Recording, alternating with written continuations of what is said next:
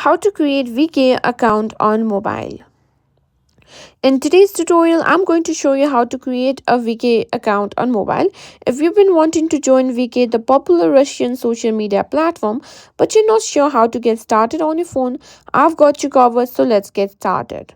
First things first, you can simply download the VK app or go to the website and simply search for m.vk.com, or if you have a VK app, simply open it.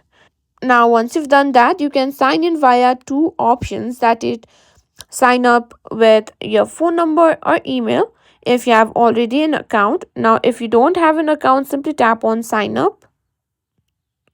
Now, what you need to do is simply enter your phone number and simply click on continue.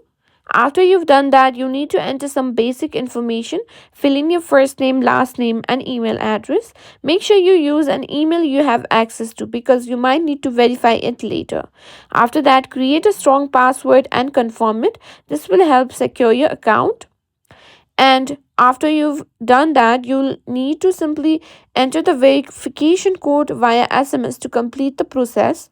After that, you'll be asked to upload a profile picture. You can choose to skip this step for now, but having a picture will make your profile stand out.